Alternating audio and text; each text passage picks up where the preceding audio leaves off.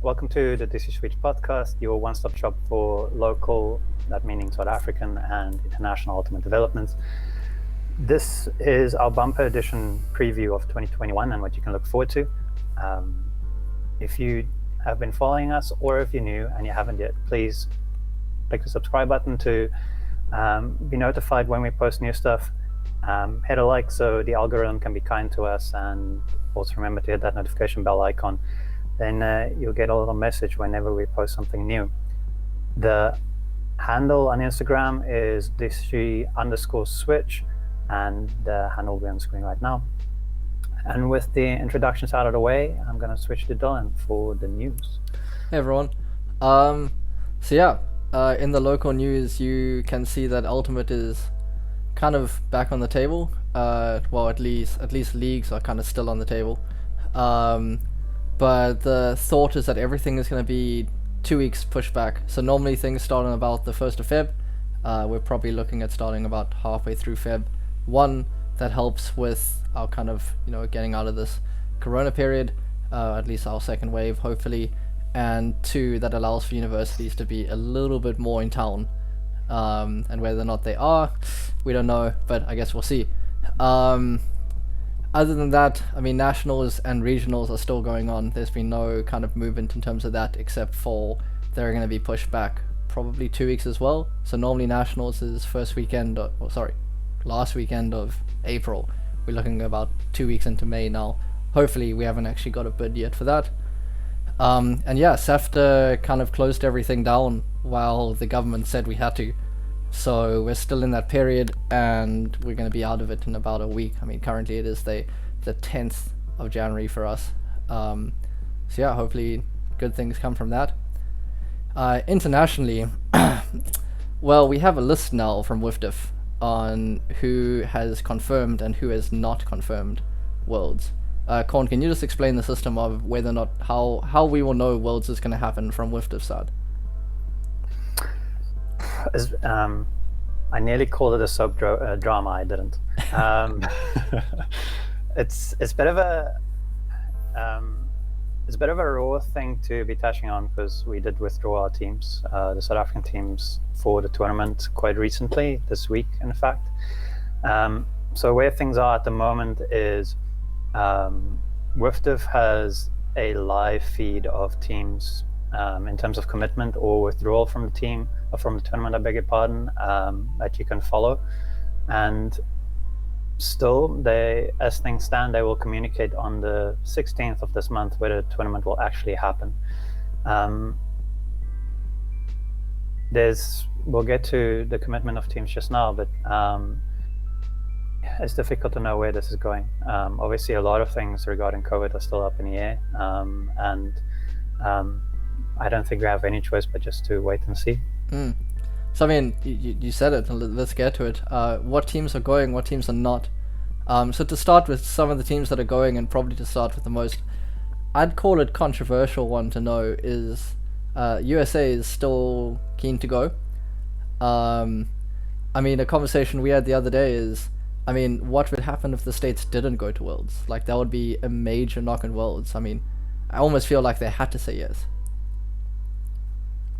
Yeah, we're obviously speculating here, and it's so difficult to know, but you have to imagine that if the world champions in every division decide, for whatever reason, decides not to go, that's going to have a roll-on effect on everyone. So, yeah, you have to imagine that played a role somehow. This would be like the first time that they lost something in the last few years. They won everything last year, or the last 4 years, like 4 years ago. I think they won everything at WCC as well. I'm pretty sure they won everything at under 24, like 2 years ago. So, they are the champs in literally everything.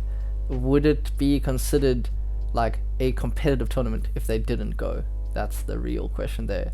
Some other ones, the tournament's in Netherlands, so you would imagine that Netherlands is confirmed. That's happened. France is confirmed. An interesting one is that some of the Great Britain teams have confirmed, and some of them have not. So the open team is confirmed, the mixed team is still in the talks, and the women's team is pulled out. Yeah, I mean, it's so strange because you'll get to the teams that are that is already pulled out. Sorry, I'm just going through the names, and I was just trying to wrap my head around the first one. So you have Great Britain who are committed, but Ireland are not, and you have the Netherlands who have committed, but Belgium haven't. And I mean, these are countries that are either right next to each other or really close. And then you have Austria who committed, and then obviously Belgium is also on the continent that is not attending as things stand right now. So it's so difficult to know what the reasons are for going or not going. I guess with some of these countries, so for South Africa, SAFTA stepped in and said it's not a good idea for us to attend Worlds, and they pulled us out. But I guess for a lot of these countries, for example Canada and probably Great Britain, the committees or the governing body allowed it to happen, but the teams felt uncomfortable with going. And that's the only reason that I can think that one team is going and one team is not. In terms of like individual countries. So the same happened with Canada. The women's team pulled out, but the mixed and the open are still going. Unless they had, like, for the women's team, they had enough people pull out, and they had the same for the mixed, but they could kind of fill it in with other players. Another thing that could have happened. But yeah, I mean, quite a few teams have not confirmed. So currently there are 18 teams committed in all the divisions, 36 teams that have pulled out, and 44 teams that are undecided or that they don't know. Yeah, not the best odds. But yeah, I mean, that's our Worlds update for you. And again, this is on the 10th of January, just so you know. So by the time you see this, I mean, WIFTF has probably let us know what's happening, and or more teams have pulled out or staying. Again, to add to that, sorry though, is that we have U24, which is later this year, and we have Beach Worlds, which is in November in Los Angeles. And you have to wonder, and we'll see obviously as time rolls on, but you have to wonder what the impact's going to be on the WGC final call on those two. Obviously that is later in the year, but obviously a lot of things happening in the world right now, US being one of those. Yeah, I mean, can they... Well, I mean, if Beach is in November, I guess it's a lot easier to kind of like push that back. But I'm pretty sure under 24 would be pretty soon after WGC. So if they cancel that, where do you know where it is? I can't... Oh, it's in Ireland. Ireland. You said Ireland wasn't there. Oh, geez. If they cancel something in Netherlands and Ireland's pulled out of Worlds, whether or not that's going to happen is your... Anyway, I mean, we can only wait and see. Hopefully WIFTF starts kind of making the decisions instead of kind of making us make the decisions for them. I mean, it's hard to make these decisions, so understandable. But yeah, you kind of want your governing body of the world to just kind of step in, especially in a pandemic, and kind of go put their foot forward. Yeah, it's difficult to know exactly where they stand with that, because I mean, I've not had that discussion with them personally. I've not sat in their discussions. That is just what it seems like looking in from the outside. In terms of field frisbee, so WGC and U24, I think it would be best if they just cancel the tournaments and have this be a prep year for next year, which is WCC, so the Club World Championships. I think there's too many moving parts in the world right now to really have the kind of World Championships that you would expect to have. And then beach is a different thing. I think that should be handled differently, especially if it's only in November. I mean, but it is in the States. That's my opinion. Yeah. But yeah, I mean, that's pretty much our Worlds update. I quickly want to touch on new rules. So we spoke about this a little bit in our last podcast, just that there were new rules. So I combed through it. I may not have found everything, so please don't at me if I'm wrong, or this is just my understanding of the rules and some of the kind of the new big ones that they've changed. So sorry, some of these I'm just going to read directly. So the one thing that I noticed is that they changed a few of the rules to say, let me just look this up. Position, speed, and direction. So they no longer say things like, avoid dangerous play or don't be in someone's way. They've now defined things a bit more, which is nice. Because if you can see that someone's going to take a spot and you intentionally put yourself there, that's kind of now more against the rules. Depending on the level of how close they are and that kind of stuff. If you can directly see that someone's going to be in a spot, you should not go take that spot from them. And the rule that I'm particularly talking about here is 12.7. The player who initiates contact is deemed to be the player who arrived at the point of contact after the opponent had already established a legitimate position at that point. So either stationary or moving. Yeah, just to correct the 12.7.1, you said 12.7. Oh, sorry, thank you. And then also that now it's 12.7.2 is adjusted their movement in a way that created unavoidable contact with the opponent moving in a legal manner when taking into account all players' established vision, speed, and direction. And I think that's where the whole speed and direction kind of come into play. Because many people don't think about that. You don't think about the whole, I never used to kind of think about the whole, let me avoid someone because they're going to that position. And that involves jumping and all of that stuff, laying out.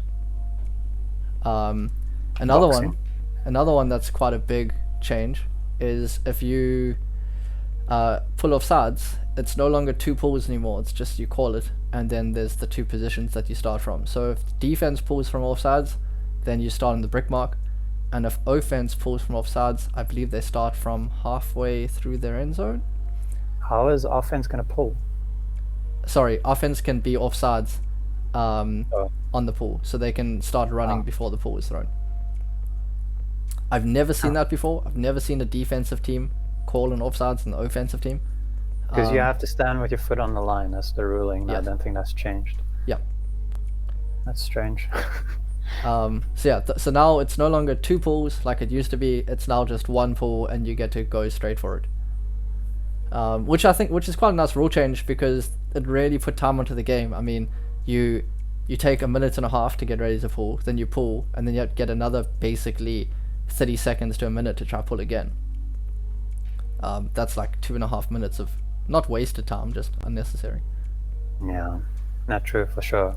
And there's definitely, I think, as we go along and as we get rules updates, it will be towards speeding things up. During stoppages, because that's the parts. I mean, for us who are on frisbee, that's normal. But for those who come and watch the sport, those are the things that feels like it's wasting your time and disengages you. So, I think as the sport goes along, we're going to see a lot more of that. I'm just reading through 12.7, which you just spoke about. It's going to be interesting what the impact is of that ruling on boxing in particular. We'll see. I mean, the other one which I like a lot, oh my word, I love this rule update, is, so this is 12.8 again, so a lot of the rules that I got were, there are a lot of them on the 12 section, so a lot of the updated rules are just kind of spelling mistakes or adding the word the. It's quite frustrating when you read it and they point out that the red section is that they added and you're like, wow, thanks Swiftif. Really made that sentence grammatically correct there. Grammarly. Grammarly. So 12.8 is some minor contact may occur as two or more players move towards a single point simultaneously. Minor contact should be minimized, but is not considered a foul. Which is great. Sorry to jump in there. That was, and to some degree, added in the previous update, which we're all really grateful for. Or maybe that wasn't the proposed update. I don't remember. The question is, how does that play in with 12.7 and the changes there? Because that is exactly the point when two people move towards a space that there will be contact. I mean, what I remember with the previous update or the proposed update for 12.8 is that it's especially discussed in terms of when a defensive player is laying out for making a bid on a disc, and there's as two people moving into a space, there is contact often made as the disc is caught. Because so many times the offensive play would call strip in that situation, but they didn't stop rotation. I was sort of to clarify that a little bit, I think, was sort of the goal there. But this, I think, just drives the point home a little more. Yeah, I mean, the reason I like this rule so much is I often feel that people kind of don't shy away from contact, because of course you should shy away from contact. We play a non-contact sport. But you kind of had to, if someone was running and they were running at an angle, you kind of just always had to get out their way. And this just allows you to kind of hold your ground just a little bit more without it being a foul. I think I could be misunderstanding the rules, of course. Yeah, I think that was the case always anyway. Now it's just been clarified in the ruling. It also means that kind of I think the one thing that they're trying to do is like that contact downfield that doesn't really affect things isn't always going to be a foul and then like stops play and then things continue again. And just, as we said, I mean, slows down the game again. I mean, we've all played those points where 17 fouls get called in 1 point because of some random stuff happening downfield. When two aggressive players play against each other, that's just what happens. So it's now... Especially when the stakes are high. Yeah, 100%. Flip, you played those... We've all seen those final games where, I mean, there's a call every half minute and no one ends up watching it just because it's so damn boring. Yeah, I agree. Or you watch it because it's exciting because people are shouting each other. Sorry, that doesn't happen. I think there's better sporting codes for that. Watch football where people intentionally bring each other down. I mean, what? So, Worlds. No comment. I mean, this is such a tough one. I mean, I know we're bouncing back to something that we spoke about just now. But I mean, Worlds happening and not happening. I mean, of course, we've pulled out. And such is life. I think it's potentially better for the South African state. I mean, we're in a difficult case, especially with having a new kind of mutation. Things kind of make sense. But if Worlds had to happen and the teams that have pulled out, would it be a very competitive Worlds? Let's start with that. I mean, like Australia's pulled out, like huge top 4 team. In certain categories, Britain has pulled out, huge, probably top 4 team. Ireland, top 10 team. I mean, Latvia at under 24 blew everyone's mind, came top 4. New Zealand kind of probably more that kind of mid-range team, but they're the kind of people that we compete against, and therefore the people like Poland that go kind of lose their competition more. Some of the bigger kind of European teams that really kind of go at each other, like Sweden, Switzerland, they've pulled out. So like, how does this affect the competitiveness of this tournament? Like, does it make it like a kind of worth it in terms of you get to play 10 really competitive matches? Or probably, I mean, when we go to Worlds, we probably play like 5 or 6 competitive matches. Now is it going to be 2 or 3? Yeah, depends on a lot of things. The division you're in and so on for us as a nation. But I think the bottom line is it's not going to be as competitive as it could be because it's a lot of the best teams in the world that are not going, and it's probably going to be more that are not going to go. All of this is making the assumption that the tournament actually happens, and WIFTF still needs to make that call, then make that on the 15th or 16th, and we shall see.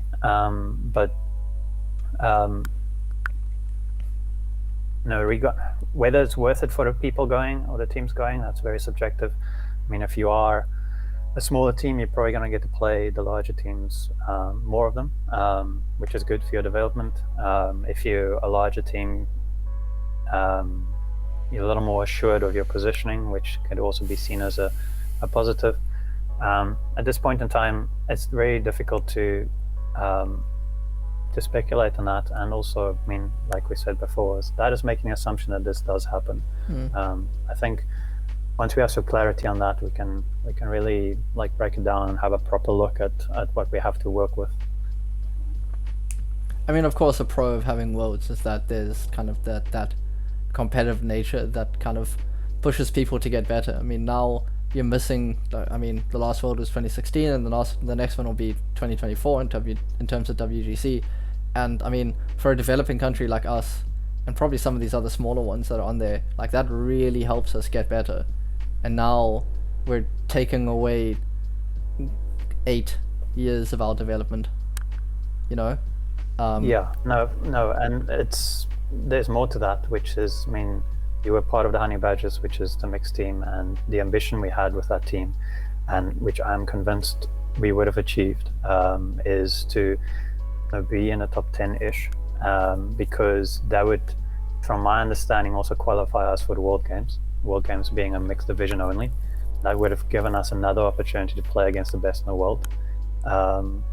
So yes, obviously this impacts us greatly for our development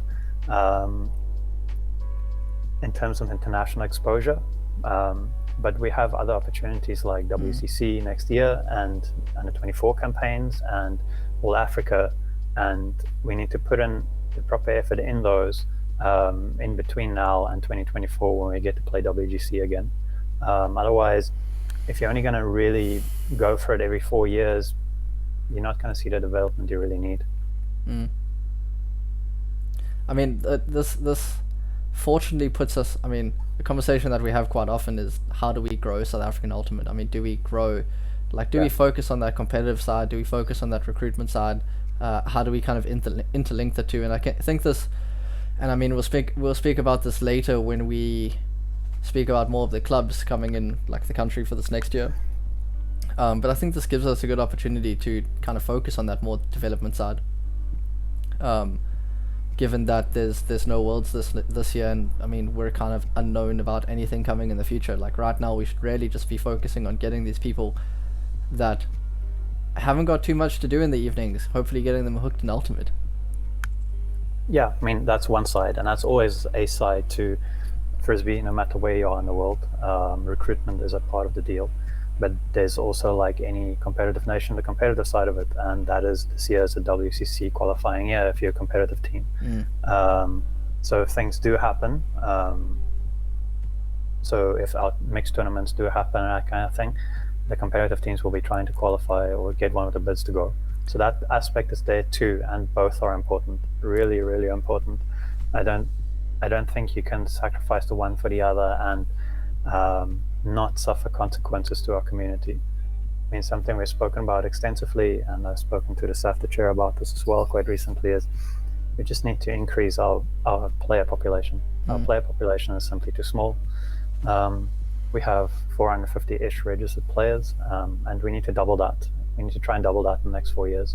And that will have, obviously, improved the sustainability of our recruitment, because there's simply more exposure and more degrees of contact that we can lean on in terms of recruitment, and a bigger footprint in South African sport. But also, that means there's more competition when you want to go to a Worlds tournament or be on the line for a big club, and that is only going to help the competitive side of the sport. So I think that is really the crucial thing, is the increase of the player population. What I have noticed, I mean, during this lockdown period, is the amount of kind of social kind of gatherings that they are playing Ultimate that we just don't know about.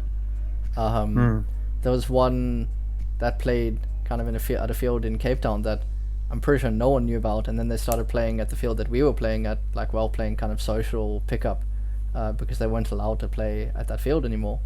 And there were just 30 people there that we just had no idea existed. And I mean, the same applied, I'm pretty sure, on SAFTA. We recently figured out about more people in Nelspruit, and we figured out about, I mean, more small teams in Joburg. And I think one of the extremely difficult things is to get those people that play kind of more social Ultimate into our kind of more competitive teams, or just decide, hey, I want to kind of play, let's go, hopefully not get thumped playing in the competitive league as like our little group of friends. No, I agree with you. I think there's a place for every tier of Ultimate, whether that is completely social, and I think there is benefits to that tier of players to be affiliated to SAFTA and that kind of thing, and also that is then a stepping stone if you want to take things more seriously, which I think is also really important, because players who want to be more competitive in a very social environment are not necessarily going to be positive for the social environment. And I think for the rulership, the leadership of South African Ultimate is crucial, that all of that is taken into account, because all those are very important places in our community. And it's definitely the one hand washes the other, in my opinion. What I would love to see, and I mean this is in the distant future, is kind of having different tiers of league. So like we have a kind of all social league that just has social players. Because we often have social leagues that our competitive players go join. And really, how much do the social players get to do when things get competitive? The competitive players just kind of take over and they're like, oh, we're going to play stacks and that kind of stuff. Just have a social league, have almost like an intermediate league that people can go up to. They want to play more competitively, but they don't really want to practice, but they want to play with some structure. Those are your people that, play Ultimate, but aren't willing to kind of more devote their lives to Ultimate, which we end up doing when we play super competitively. And then, of course, have our super competitive leagues. That's just, you're playing 4 or 5 times a week. You're training by yourself. And that, I think, of course, and it's what a lot of the bigger countries have, of course, because that's how you grow your sport. You allow for these different kind of areas of people to play. That's the dream. Whether or not that dream can happen. No, I don't think it should just be a dream. I think we need to realize that in the next 4 years, because I think that is what we've been trying to do for a really long time. But also, we were really lucky. Excuse me. We're really lucky that South Africa is a very competitive sporting nation, and we have incredible weather, which helps a lot when you play a field sport. Because we could technically play year-round most places in South Africa. All of those things play into our hands as a competitive or just a sporting code, and all those divisions have a place. And I'll also add that having fun tournaments for teams and for groups that are not that competitive would also be great, because you have something to look forward to on the calendar. And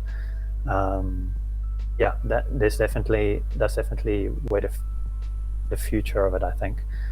So there's 2 streams that need to be focused on. One is the less competitive side, and building a cornerstone for them to have a sustainable 10 years to look forward to, and then the competitive side too. I obviously have my opinions on the competitive side, but we have a lot of work to do there. The rest of the world have moved forward really quickly, and you mentioned teams like Latvia and Poland, who are now really good teams. And I mean, a nation like Latvia is also tiny in terms of player population, and they're doing things that we really want to get to. So, but and the one hand washes the other. I'll say that again. It's crucial we do both. I mean, while we're kind of speaking about local and like in our kind of own scene, I think we should move on to like the meat of the episode is our club scene for the next 6 months. So I mean, there is a lot happening. There is a lot unknown. So we messaged almost every team. I mean, it was my job to message every team. There are a lot of teams in South Africa. I recently figured this out. I didn't think there were this many.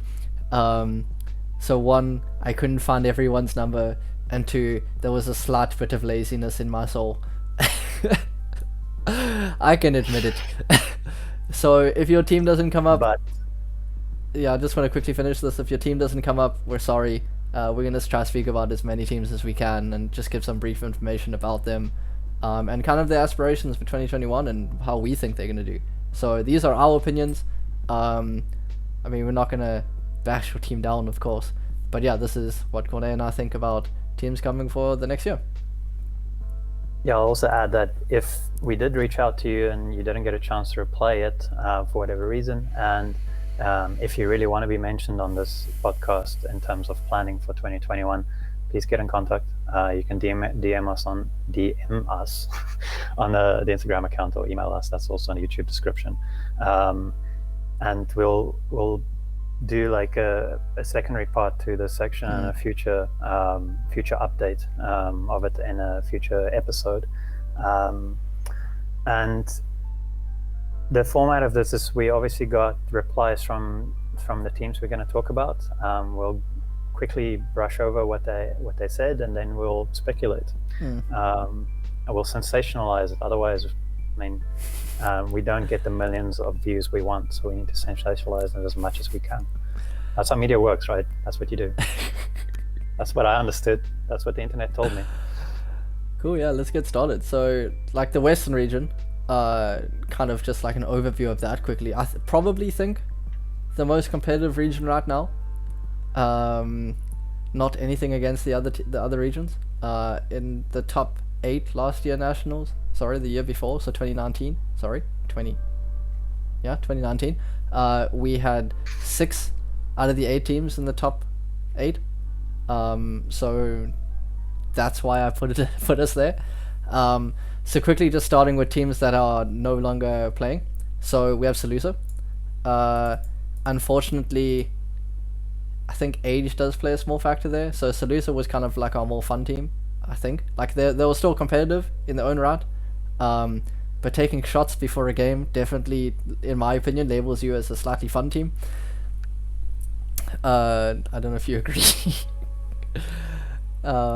Yeah, well, Salusa were essentially former really good players, or players who are still really capable. I mean, players who played at a very high level, a lot of them, but they simply don't train anymore.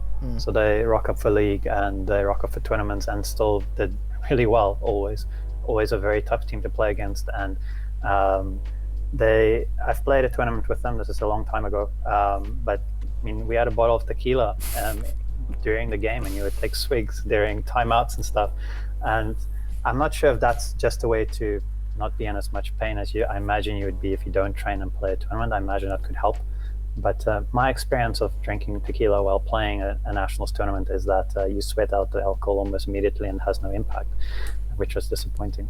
But yeah, that's I mean, it would be, from my understanding. It would be interesting to see what level of alcohol makes you play better, and then from there how you drop. Like there has to be a limit. They are probably the team. They're probably the team that has that peer reviewed by now.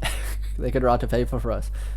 We'll publish it in our journal, of course. Yeah, please send us. Yeah, please send us your detailed research. We'll mention it.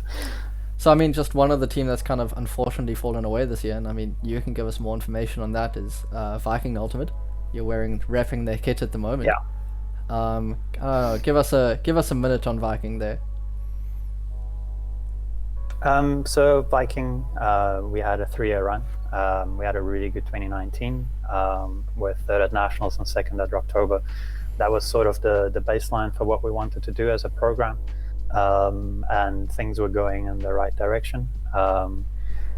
Life happened to a lot of our players over the last year or so, and in October I had a discussion with one of the leaders, talking about what we're going to do in 2021. Eventually, we agreed that the future of the club should change to a non-competitive one, as that was where most of the players, because of changes in their personal lives and simply the group that we had at the time, that would be to their best benefit. From that, unfortunately, things didn't progress, and eventually the leadership called end to the club. So obviously very disappointed. We worked really hard for 3 years, and we were, in my opinion, just getting where we wanted to get to, and we were really excited about 2021 because the club was, or at least I was, very focused on taking the club to 2022 WCC. End of an era, at least in my mixed career.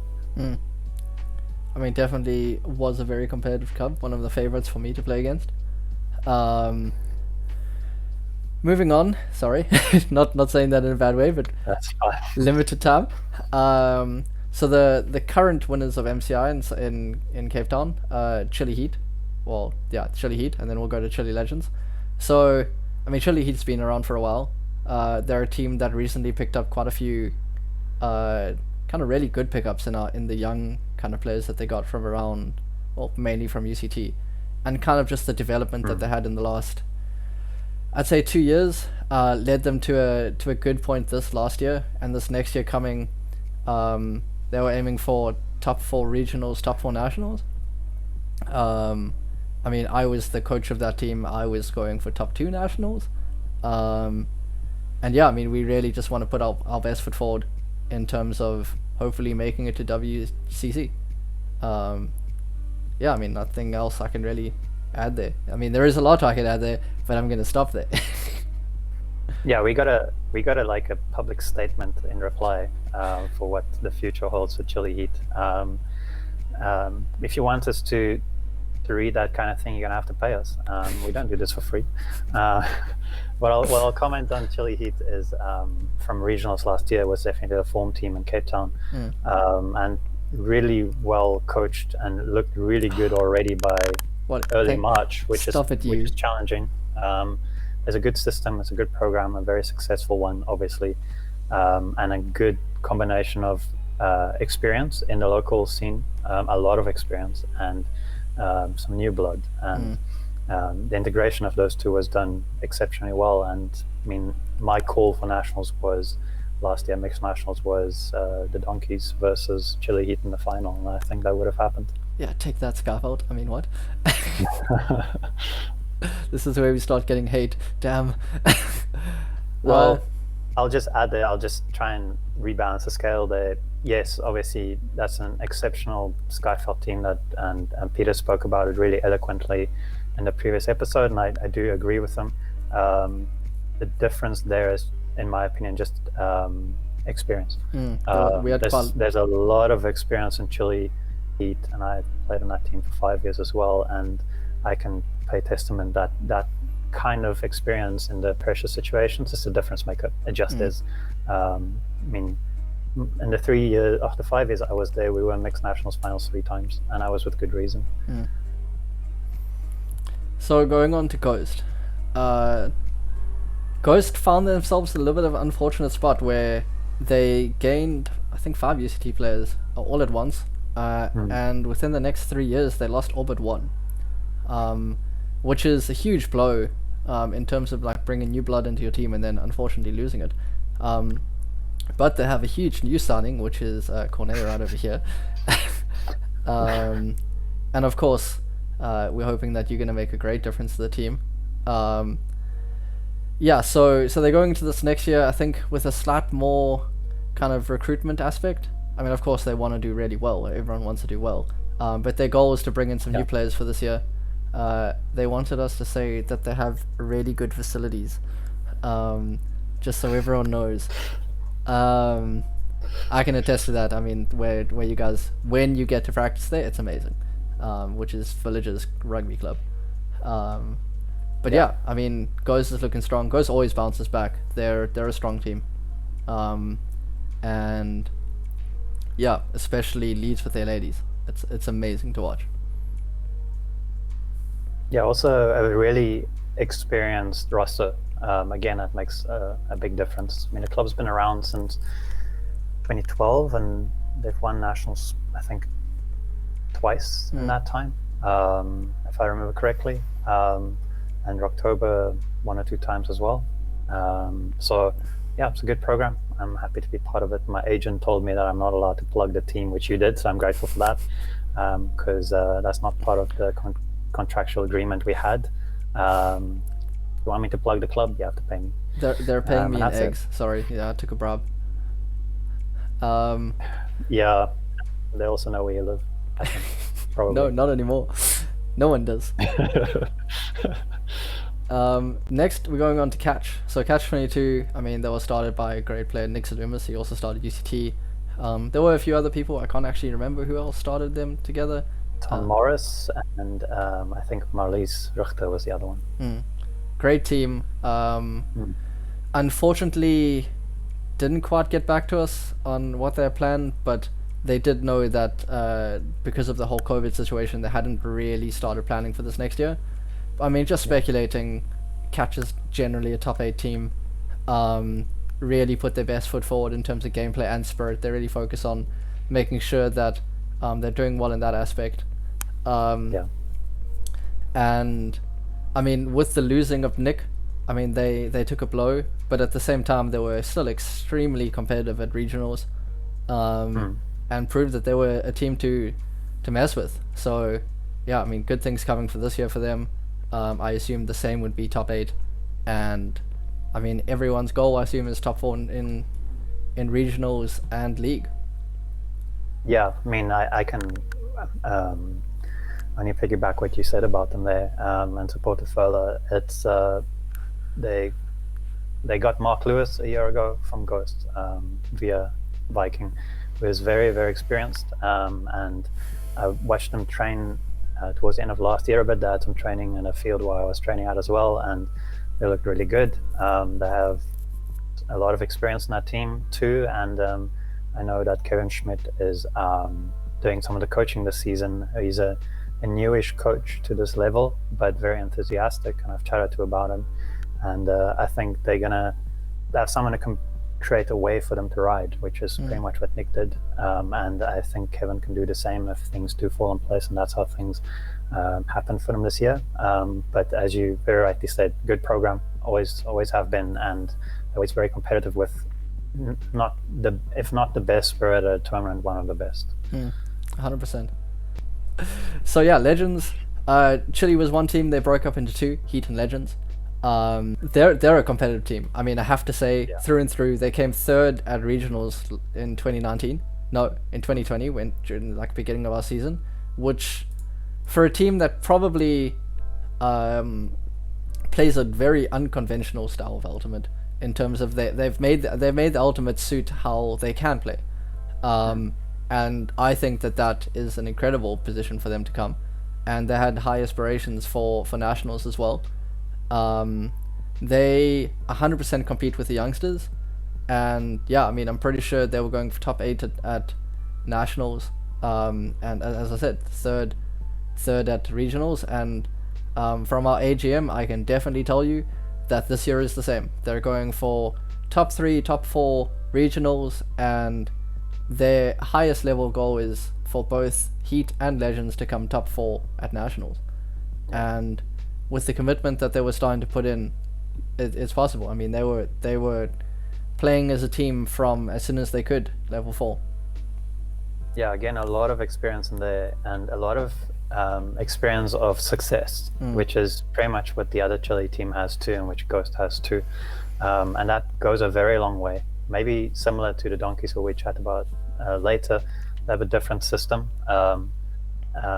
maybe less pronounced in how different it is to other teams, comparing Legends to the Donkeys, but definitely a different system. It makes the best of their ability, which is Legends tend to field a roster of where everyone is a decent, if not a good thrower, and they make the most of that. So they play a bit of short ball and mix in a longer ball style of play, and it is really difficult to play against because it's quite different and more of a junky look on defense. So they don't have too much person, and depending on the situation and the circumstance and the ability of your handlers and those kind of things, that can be very difficult to play against. So yeah, I'm excited to see what they do this year. Now to Marty's Ultimate. So yeah, things are difficult there because they don't know what's happening, of course. I mean, universities haven't said what's happening this year, so they can barely know what's happening this year. But they, from last year, or the year before, from 2019, they had a new leadership structure, which has worked in their favor. They've ruffled some feathers, but at the same time, they have started an internal league in terms of their reses, which has been a huge influx of players. So if they can, they're going to be coming out firing. I think Martys have a point to prove, and they want to prove it. About 4 years ago, when Nationals was in Bloom, 2018, probably 2017, they came 5th, and I think they want to get back there. 2019 Nationals, they came 9th. So their system is good, and they use the kind of athleticism that they get from being at Stellies, and they put their best foot forward with that. No, I agree completely. The team that we saw at regionals last year reminded me a lot of that 2015 team at Bloom Nationals. Very similar in some good throwers in the handler space. Back in 2015 they had Wolfgang, and now in 2019 2020, they had Yanku manning the handle space. Very similar in terms of the backfield look and the ability there, and the field being a lot of athleticism and the ability to catch things that I don't think any team in South Africa can catch. It's very encouraging, obviously, and hopefully that will feed into the Greater Cape Town community as things go on, because that's been the one disappointing thing about Marties over the years is we expected more of an impact from Marties in terms of sustainability of competitive play in Greater Cape Town, which, I mean, obviously that burden's been carried by UCT to the greatest degree. And we hope to see more of that by Marties going forward. There was a period where that was the case. A lot of those players bolstered the Chile program, both sides, Heat and Legends. So Marties, I have history of Marties. They did have internal league before, years ago, and that went really well too. So it's really encouraging to hear. And again, I hope this is the foundations being laid for not just a sustained competitive program, but also where it doesn't take a major knock when big players leave. So something similar to UCT, where they can just carry on the momentum. And I want to see them feed into the Cape Town community more. We need that. I mean, speaking about UCT, let's go on to UCT. So, I mean, UCT has always been that club that just bounces back, as you say. There's always that thing of, oh, these players have left. And then the next year, it's they're top 4 again. And then it's, these players have left, and the next year, they top 2. So, I back them 100%. But what is slightly different at the moment is they've grown a lot to be friends. You know, while all teams have a certain aspect of friends, I definitely think that UCT is putting a huge foot forward in terms of that. From what I know, they do almost everything together, and that's a great thing to see from kind of the younger generation becoming more of teams that want to do things together. But I mean, that's not at all taking things away from the ability of that team. Of course, the kind of not playing last year affects them a fair amount, but by the by the end of the year, most of the new guys wanted to play frisbee already. They were organizing pickup. They were doing that twice a week already, and that's huge for the team. And I think that will reflect in their abilities coming this next year.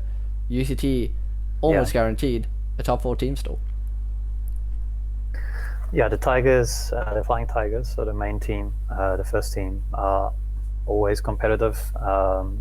The benefit of having multiple teams, 2 or 3, depending on the year at UCT, I think is the reason for that sustainability. And I'm looking forward to seeing them wring that cloth a little more and getting more out of that, because that is where a lot of the stars in the community come from, and also they tend to carry a large percentile of the under 24 teams when we send them to Worlds. So a very important program.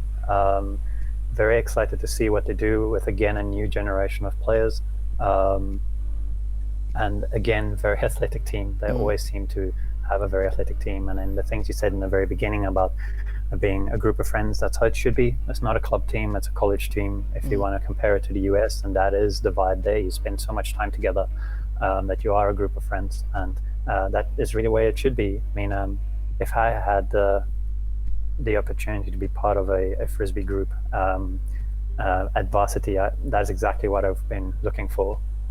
It's a good thing that I didn't, considering how wild I was when I was at varsity. I'm grateful that that's not part of my history in frisbee.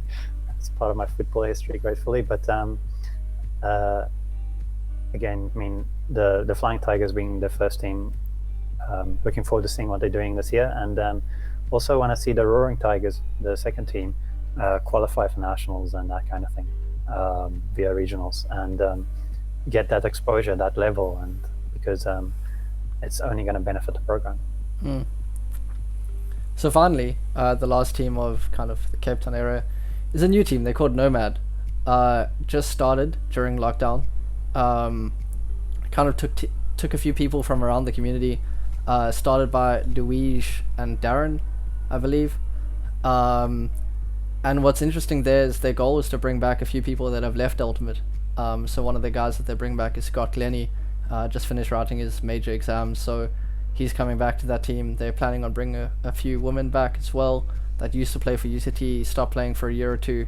They're going to be a very competitive team. They have a kind of mixed skill level in terms of some incredibly athletic and people that were in the Honey Badgers and in Mumbas in under 24 teams, and then some kind of new players that they're hoping to groom up through kind of the experience that they have. Definitely almost put them straight into top 4 Cape Town teams. Whether or not they make top 4 at nationals, that's a different story. That goes according to their coaching structure and that kind of stuff. But yeah, they're going to be a team to compete against, and I think the kind of strength that they have coming through from confidence in making worlds teams and that kind of stuff is really going to show. Yeah, it sounds like it's going to be a UCT alumni team, and I have my opinions on that, which I'm not going to mention here. But considering the players we have heard being part of that program, it's like you very rightly said, it's a strong roster already, and it's encouraging to hear that they're also looking to bring in players that have been part of the community for a while, but bring them back, and also help players take their first tentative steps in competitive frisbee. That is very important for competitive clubs to do that, I think, and that's something we try to do at biking as well.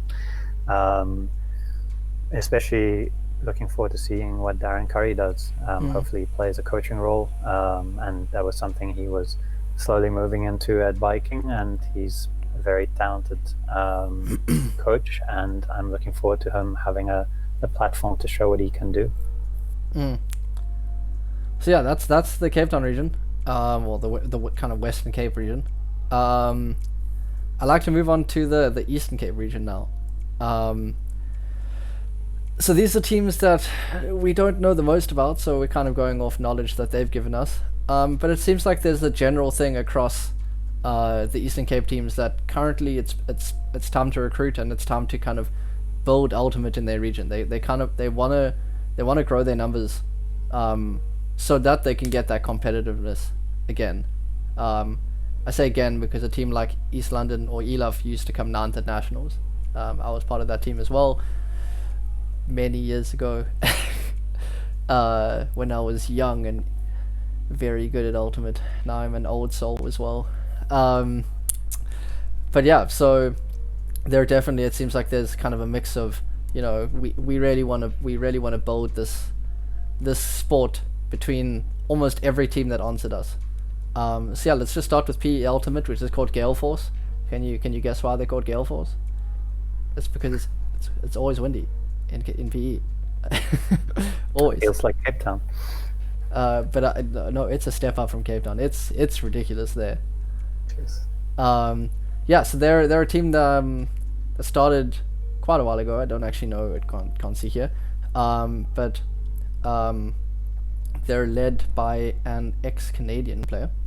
And she tries to make sure that the fun is brought through. She said that like a lot of Canadian Ultimate is about the kind of fun and kind of funniness that you bring through the sport, and they're really focusing on that. I mean, of course, there is a place for recruitment always, and this is the team that's doing it. I mean, just yesterday I met some random guy at someone's house, and he played for Gale Force for a year. So they're really doing a good job at kind of spreading Ultimate across. They want regionals to happen because they want people to get that kind of exposure, but currently not really looking for the kind of nationals bid. Okay. Sounds really good. Yeah, I mean, it's exactly what we need, especially in we need to grow our sport, of course. Yeah. And having those teams that aren't necessarily going for nationals is good. Like, their goal is regionals and doing as well as you can there. Yeah. And just to check, in the past, didn't some of the Grahamstown Roads people pick up with them as well? So Grahamstown, I don't actually know what's happening with that community anymore. So yes, I think if people wanted to play from Grahamstown, they would probably join Gale Force right now, since that's the closest. It's kind of a 45 minute drive, 45 minutes to an hour. Yeah. I could be very wrong. It could be close. I haven't done that drive too often. You're from that part of the world. You should know. I know, but I always used to go the other route to PE. From East London to PE, I used to drive via Flip. I can't remember the place that we went past. I don't know that place. Yeah, it's I used to do the ocean route, whatever, instead of doing the inland route past Grahamstown. Now I do. So who's the Canadian at Gale Force? It's Michelle. I cannot remember her surname. Okay, I'm not familiar with Michelle. She's doing huge things in the Eastern Cape region. Next, we have Elaf Knights. So that's East London Ultimate Frisbee Knights. They're also in a kind of rebuilding year. So East London is kind of working together as all the teams that they have to make sure that they're doing as much as they can as that community.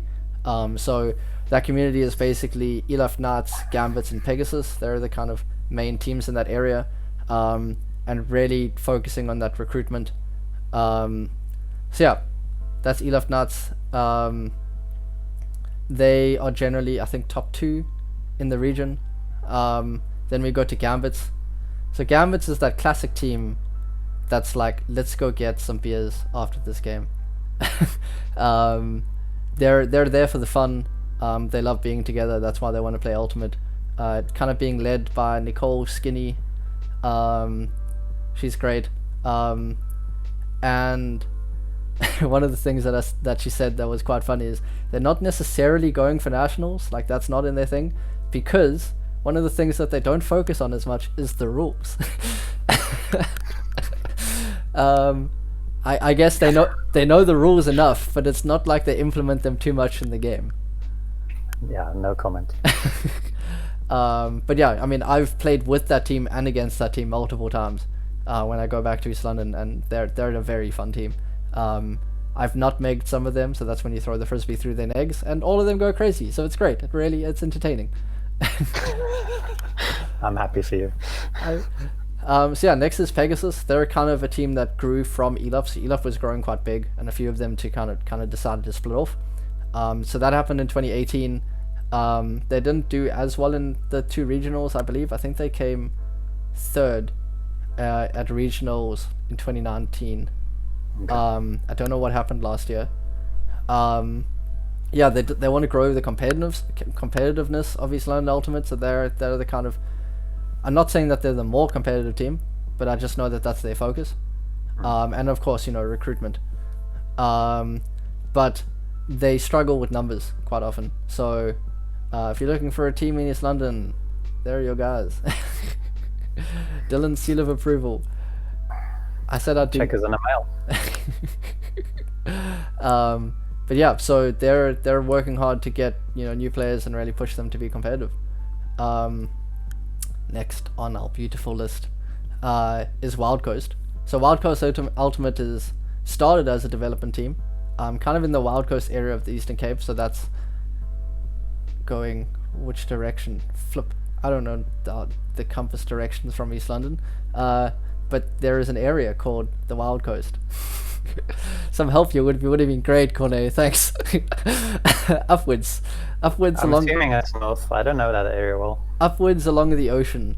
But yeah, so from what I've heard, they're phenomenal. They're really athletic. They put their bodies on the line. They won regional 2 years in a row, in the Eastern Cape, and that really just shows the skill that they have. I mean, they're a new team and they're already competing against teams that have been around for probably 10 years, which is Elaf. Yeah, that's impressive.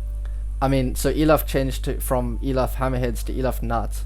So Elaf Knights is still a relatively new team, but that's still very impressive. I agree. Yeah, and they just say that because they're kind of so new and they're just so full of passion that they do really well. And finally, of the teams that I have answered for is University of Fort Hare. Now this is a very interesting program because it was started fairly recently, like maybe 2 years ago, and they're already making huge movements in the Eastern Cape kind of region. they've got lots of like passion for the sport, and they're young, so they're bringing a lot to that region. Also already competing with their athleticism, and they have some big plans. So kind of this branches into the whole Eastern Cape region philosophy. Well, things that they want to make a university kind of intervarsity kind of cup between the 4 universities that play in the Eastern Cape. And through this, then they want to introduce Ultimate into Nelson Mandela University. So huge aspirations. And so that's who is the 4 at the moment? So currently it's University of Fort Hare, Walter Sisulu University. Technically Rhodes plays. I don't know how much they still play. And then they want to bring it into Nelson Mandela University. Okay. And that would be absolutely huge for the region. I agree. Just having so many young people, but having this competitiveness that springs more people playing, and really makes you better. Cool. Yeah, and I mean, we chatted about this yesterday, but if there's a way we can contribute to that, coaching or something of the like, I know I'm personally very keen, and I know you are too. So if there's such a door open, we're willing to help how we can. And no check required, right? We'll chat about it. Our people talk to your people. And our people is me, right? Yeah. But yeah, I'm very excited to see what happens through this. I mean, through the excitement that's these kind of new communities are building. It's going to be great for the region and potentially great for South African Ultimate. I agree. Yeah, so let's bounce to our next region, the kind of Gauteng region. So I think they're probably, I don't know if Ultimate started there, potentially. It might have been Cape Town or Joburg, but Joburg's definitely first or second longest running competitive Ultimate scene in South Africa, and it does show. They're definitely the other teams that are in the top 8. And yeah, I mean, we had the conversation last week with Peter about Scaffold. So the one thing coming into this year with Scaffold is that they're losing quite a large number of their players, which is quite unfortunate. You build for all these years, and then you unfortunately lose your players to, as we say, general life. People move away, people move to other cities, Ultimate becomes a little bit too much for you, and you got to stop. But yeah, I mean, so people apparently have lives as well, not just frisbee. Wait, you're supposed to have a life other than frisbee? Yeah. Yeah. Apparently that is a thing. I've heard about it. Yeah, it happens in our dreams. Read about it. It's conceptual. But yeah, so Scaffold, I mean, I would still say that they've built a lasting program, and a program that's going to last. They're still going to be top 2 probably in Cape Town. I mean, sorry, in Joburg, and hopefully through the skill and the kind of the experience that they built over the last 3 years and that momentum that they had, they can really put their best foot forward at regionals and nationals. I'd still say guaranteed top 8 team at nationals. Hopefully I haven't said that about too many teams, because that's going to be awkward. That if I've said no one's counting, you don't have to worry. 16 say it about every team. 16 teams that are in the top 8. Yeah, great program. Started not by Peter, but kind of being picked up by Peter, as he spoke about last week. And yeah, moving forward. For sure. Sorry, I'm speaking a lot. I guess I did the research, so it makes sense. Something you got the replies. So yeah. I mean, I have nothing to add there. It's a good program. I enjoy playing against them, and I'm interested to see what they do this year. Just one that I didn't actually get to messaging, but also a flippin' good program is Poch. So Poch is kind of started from a university team, and now they're, I think, a combination of university and not university together. Okay. And when they compete very well. They had exceptionally good men's and women's teams, from what I remember, and they're very athletic. There's not many that they don't bring down. Currently, I think the only thing that they need is just that a little bit of influx of experience to lead them forward. I agree. We played them at October in 2019. We played their first team twice and their second team once, if I remember correctly. So we got a lot of exposure to Potch. One of their players told me that I speak Afrikaans with an English accent, which was interesting. So you're officially a Soti. Welcome to the club. I told that before. Yeah. Suppose I should try harder. But yeah, for sure. I mean, it's weird when you're part of such a small community how things are interlinked, right? Because Henry, Sandra, and I started Marty's in 2012, and it might have been. It's part of that initial group. There was a player called Vim, and his business partner is called Quibus, and Quibus played with us for a while and then moved to Potch, and as I understand, he started the club there. That took his love for frisbee as he went along, and now years later you get to see these people again at the tournament, and they have this big program with 2 teams and stuff. It's something I really enjoy about this community. It's so encouraging, and they play good frisbee. I really enjoy playing against them. So going on from that is Tail Whip. Kind of a new team in Joburg. They started about 2 years ago. Used to be a church group that played together. Dale Franklin recently joined them when he moved from Durban to Joburg, and he's really kind of pushed them forward. Now they've got some top talent from around South Africa. Travis, who's the CTF there, SAFTA chairperson, he's joined them. And they kind of just lack depth at the moment. But they're really pushing hard to grow as a team. But they say that they have that focus on fun, which is quite like a lot of kind of those top teams. Like, I mean, fun comes with the whole winning part, but this team focuses more on it, and that's still a great thing to see.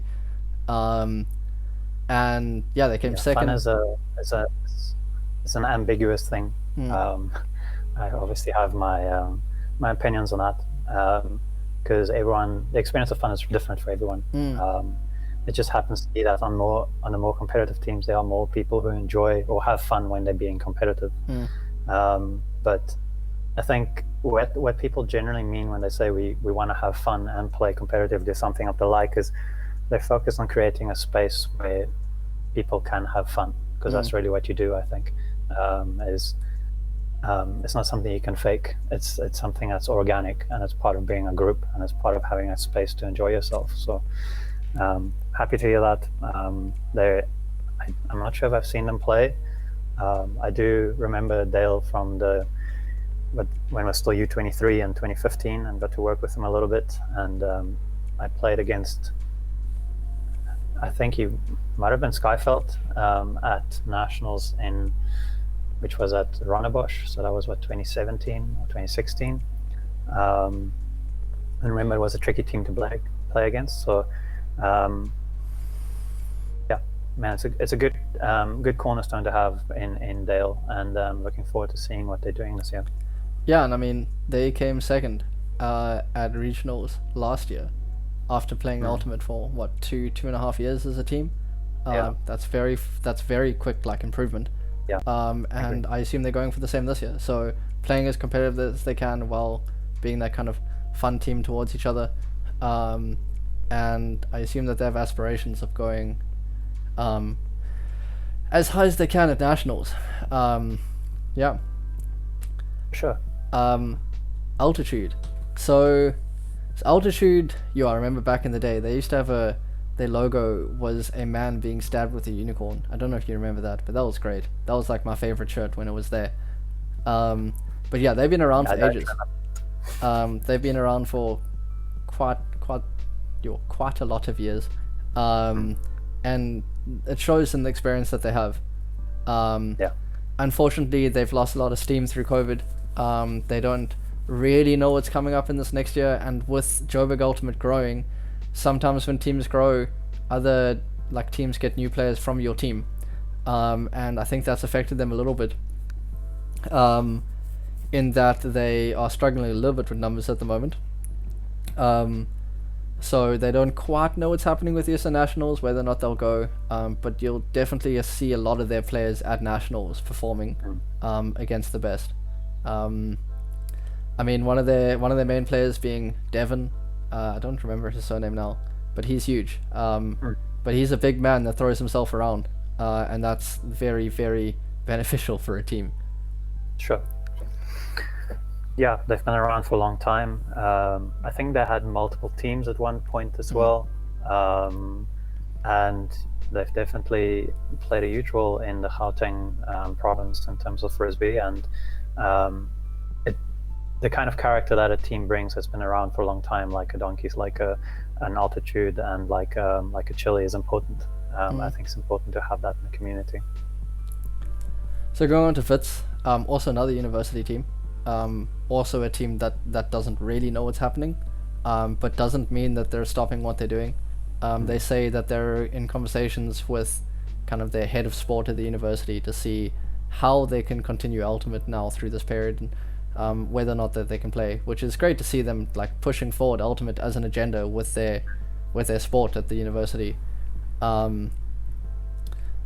Generally a team that I think just makes it internationals, but still a very fun team to play. Lots of enthusiasm, but you generally get that from like the kind of more the young generation, and they're athletic like every other university. You always get those guys that are putting their body on the line, and Wits is exactly the same. For sure. Yeah, played them at Nationals 2019. Might have been in, not sure if it was the group or the round after that, and they every single time we played them, they better, they improve, whether that's with the roster turnover or not, and that's what you want to see. That's what you're seeing with an established program like UCT.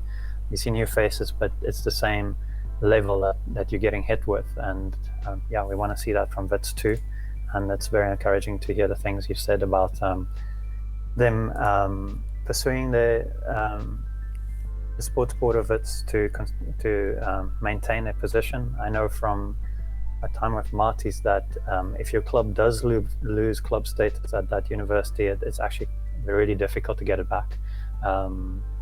There's a grace period that you have to go through and that kind of thing, to sort of to prove the sustainability and so on of your club, and I'm not sure if that's the same at other universities, but I can imagine that is the case. So I wish them the best of luck, and we want to see them at Nationals. So yeah, it's a great program. So I don't actually think that it's more kind of making sure that they're continue as a university sport, but rather to see how they can play Ultimate coming in these seasons, and whether or not the university will allow that, because I know at UCT currently there's no sports being allowed to be played on university grounds. I mean, people still go play kind of socially and that kind of stuff. Maybe I haven't seen any Ultimate at UCT basically since COVID started March last year. Anyway, that's our Gauteng region, and finally we go to kind of the Kwazulu-Natal region, and it's where the donkeys come from. Huge region in terms of skill from the donkeys, and quite frankly the other teams that come with it. I mean, bunnies are right up there, have a little bit too much turnover, so yeah, let's jump into bunnies. So bunnies have been around for ages, but they do have quite a lot of turnover in the team. They focus on some of the schools there, so they get people to play from their schools, and then of course they leave, and that affects their team, because people getting there and then they go play for universities. But I believe they came third at regionals last year, and I assume are focusing on something similar for this year. Have you got anything to add? Well, I just read this thing. It's a program that's been around for quite some time too. They changed their name a few years ago, I think it was. They had the best name, and then they just became the bunnies. They used to be the prawn bunnies. It was great. Team logo was a dead prawn on top of a bunny. It was great. To each their own, I guess. But yeah, it's a program that's been around for a long time. They've produced a lot of very good players over the years too, or at least brought them into sport, or gave them the first opportunity to grow into the sport and find their place. And they always bring through players that are really tough to play against, and I enjoy playing against them. They always bring it, and want to see more of that. They have quite a quick style of Ultimate, moving the disc quickly, giving goes, that kind of stuff. I mean, I think a fair amount of that goes off how the donkeys play. I think quite a few teams kind of not mimic how the donkeys play, but definitely learn from that. And bunnies also play a fair amount of zone as well. that's generally their main defense. Yeah, I haven't seen him play for a long time, but I do know that. I mean, when you have a player like JK downfield, that's always a threat. I mean, Jared's so good downfield and athletic, tall, and a good thrower. It's like just him and a team already makes them very, very dangerous. And finally, we go on to the big guys. And when I say big guys, I literally mean it. Like, they're huge. It's the Donkeys. Not only huge in stature, but huge in ability and ultimate.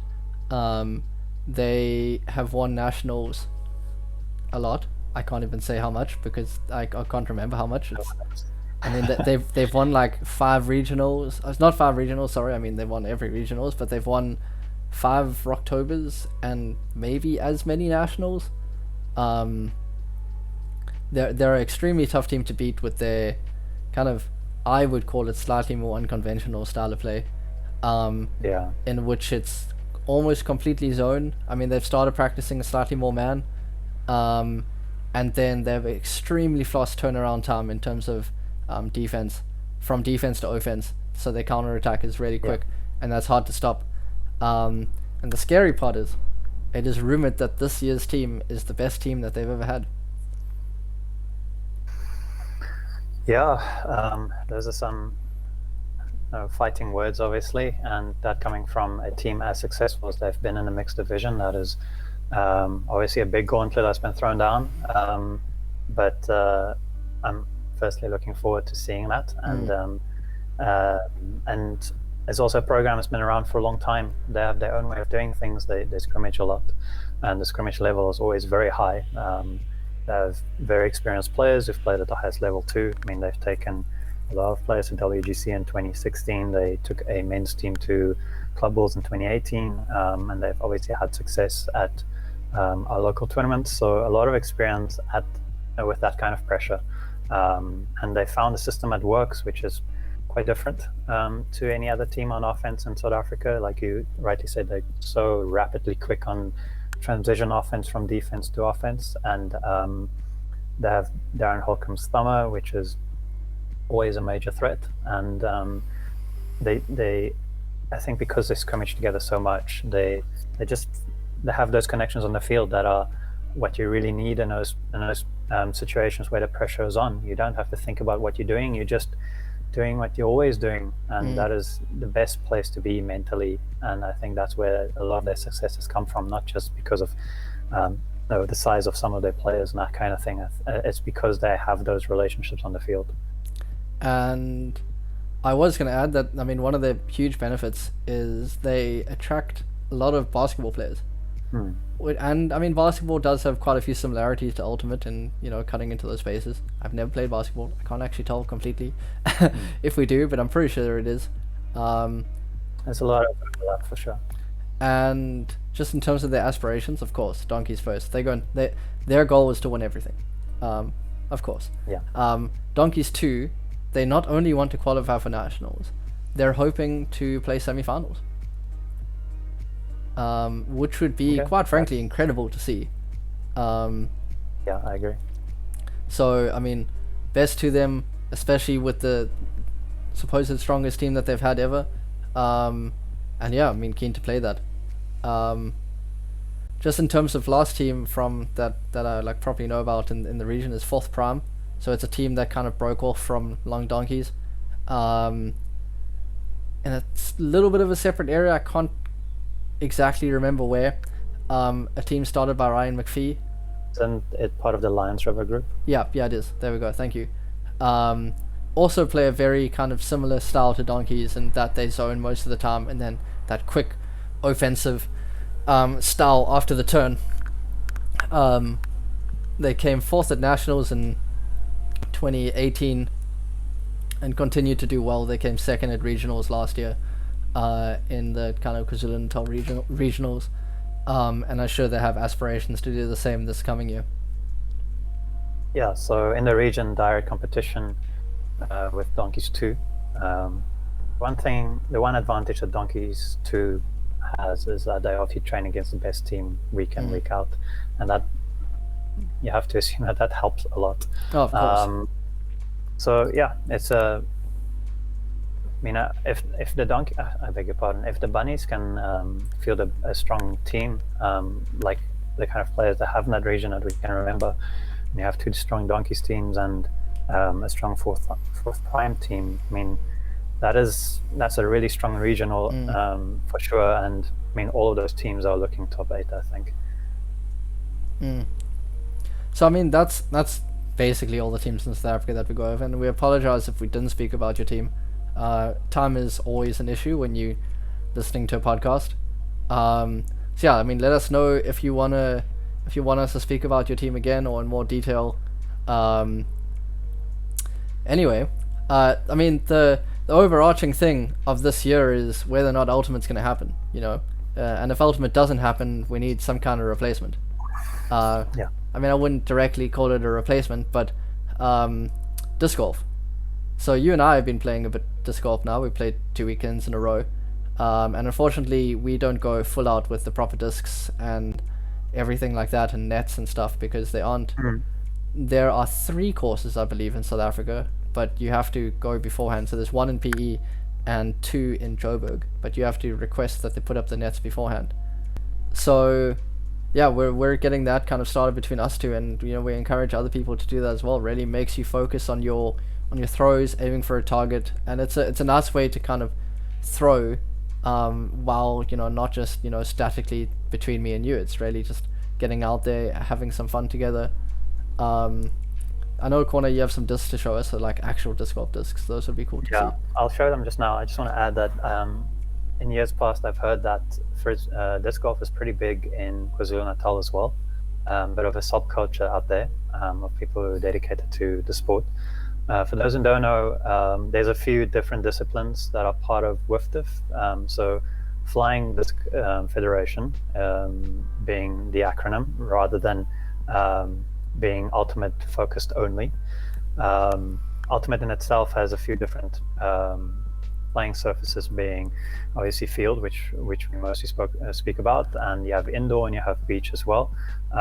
So that is the ultimate part. Then you have disc golf, you have guts, which we'll talk about in the future, and you have freestyle. I think that's all of them. So disc golf, as it sounds, is basically a golf course for playing. So rather than using golf clubs, you're using a frisbee. We generally play 18-hole course, which we make up as we go for the most part.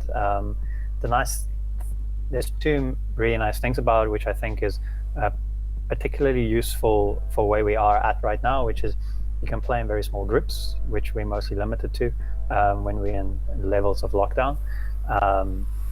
You still get to get outside and that kind of thing, which obviously is healthy, but also you get to practice throws, and you get to practice throws you don't generally throw, which in my opinion is really good for your throwing technique. You're not necessarily going to use the throws when you're on an ultimate field, but just being forced to adjust your release point and really focus on throwing into a space, which is what you're supposed to be doing in ultimate as well.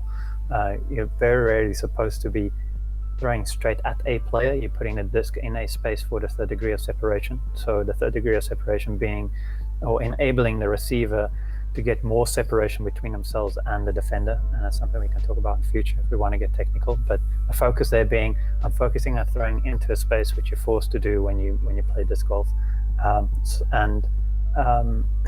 If you do play disc golf with a normal ultimate disc, you get more reps, and that is only going to be good for your throwing. So talking about discs, I have some frisbee or some disc golf disc down here.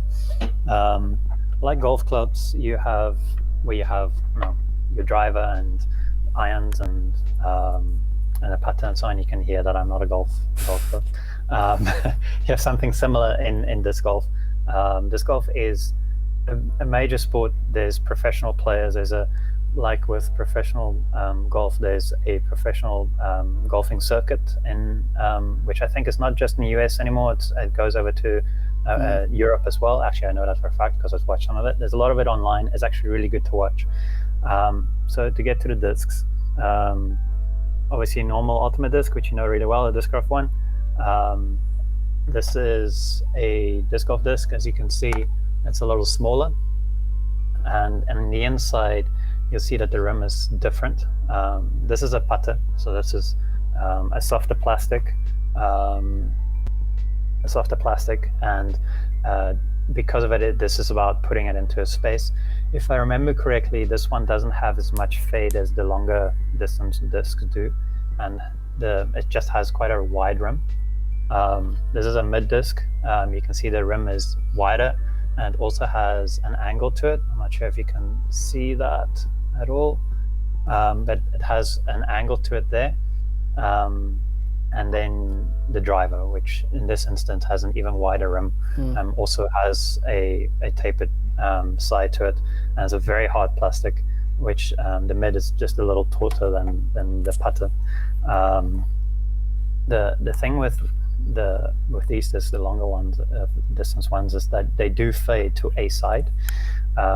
So from my experience at the very least, so the advantage there is if you counteract the shape when you initially throw, you could S-curve the disc, which is quite useful if you play, say, a forest section or some obstacle section, which you can't really do unless you do like a double helix upside down scuba with a normal frisbee disc, or normal ultimate disc, I should say.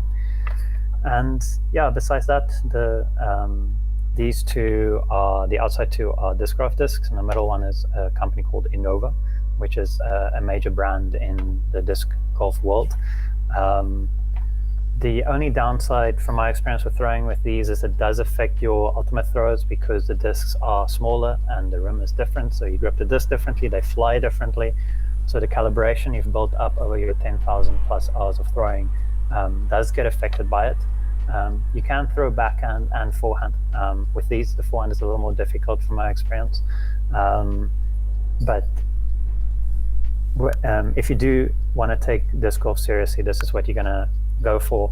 And like Dylan alluded in the very beginning, rather than having a green with a hole like you have in golf, you have a basket, which is essentially a pole with chains around a rim, and you're trying to hit the chains for the disc to fall into a basket, and that's why it's called a basket.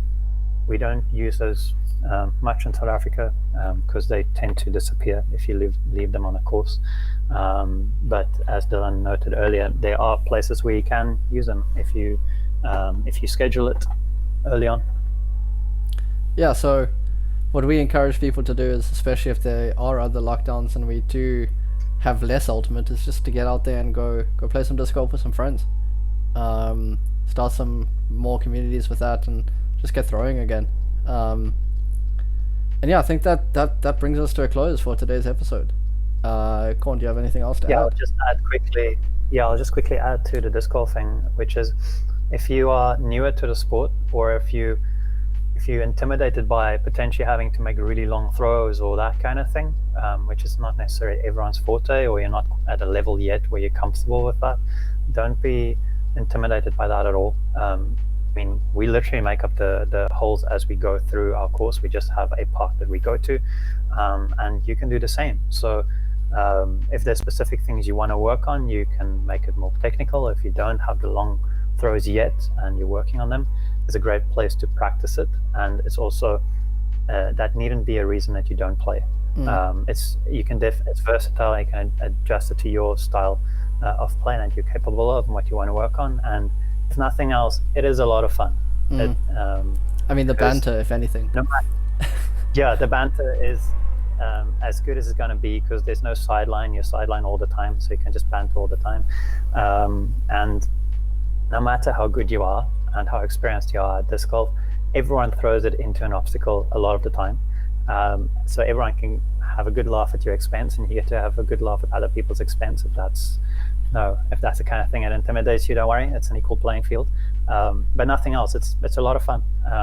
And because of that, and just the throwing reps and getting out there, it's something we strongly encourage you to pick up. 100%. And with that, like Dylan said, we are coming to a close of this particular episode 3. Thank you so much for watching, and a reminder to please click subscribe and hit the notification bell icon if you want to be notified when we post when we post our next episode, the next one will probably have another guest appearance, and we'll wait your appetite to get closer, hopefully, to the release of that. So look out for that. We'll catch you up on what WIFDF decides in the next week or so with in terms of WGC. So for sure, a lot of ultimate movements in the next month or so, and we'll definitely catch you up on that when we get to the next episode. Thank you so much for watching, and we'll see you in episode 4.